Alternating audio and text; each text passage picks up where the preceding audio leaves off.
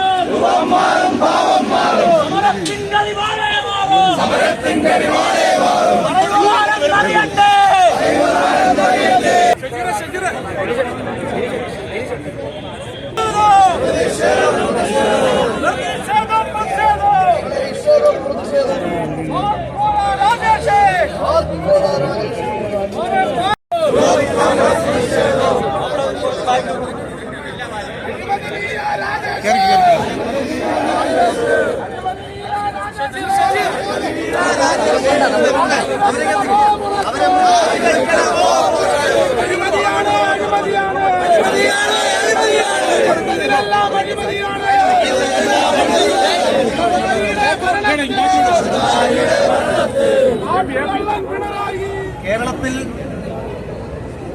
ഒരു ജനാധിപത്യ സർക്കാർ രൂപീകൃതമായതിനു ശേഷമുള്ള ഏറ്റവും വലിയ കോഴ വാങ്ങലിലാണ് പ്രിയപ്പെട്ട ശ്രീ പിണറായി വിജയന്റെ നേതൃത്വത്തിലുള്ള സംസ്ഥാന സർക്കാർ തയ്യാറായിരിക്കുന്നത്.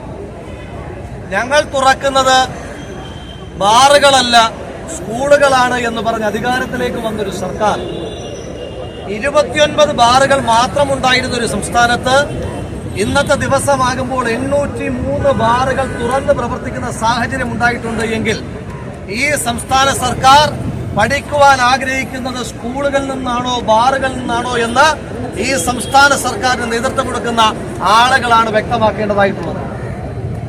ഇവിടെ ഡ്രൈഡേ ഒരു ദിവസം ബാർ തുറന്ന് പ്രവർത്തിക്കുവാൻ വേണ്ടി മാത്രം ബാർ ഒന്നിന് 2.5 ലക്ഷം രൂപ വീതം ആവശ്യപ്പെട്ടിരിക്കുകയാണ് കൈക്കൂലിയായി ഈ സംസ്ഥാന സർക്കാർ.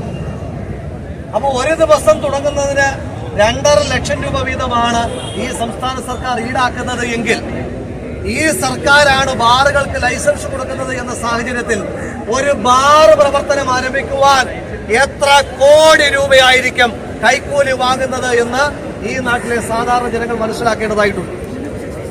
അപ്പോ ഡ്രൈഡേ എന്ന് പറയുന്നത് നമ്മുടെ നാട്ടിൽ സ്വാഭാവികമായ മദ്യവർജനം ഏർപ്പെടുത്തുന്നതിന്റെ ഭാഗമായി മദ്യത്തിന്റെ ലഭ്യത കുറയ്ക്കുവാൻ വേണ്ടിയിട്ടാണ് ഡ്രൈഡേ തിരഞ്ഞെടുക്കപ്പെട്ടിട്ടുള്ളത്.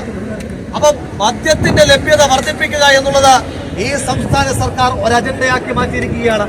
അതിനുവേണ്ടി ബാർ ഉടമകളിൽ നിന്ന് ഭീമമായ തുകകൾ ഭീഷണിയായി കൈക്കൂലിയായി വാങ്ങുന്ന ഈ സർക്കാരിൻ്റെതായിട്ടുള്ള ജനരോഷത്തിന്റെ പ്രതിഫലനമാണ് യൂത്ത് കോൺഗ്രസിന്റെ ഈ നിയമസഭാ മാർച്ച്.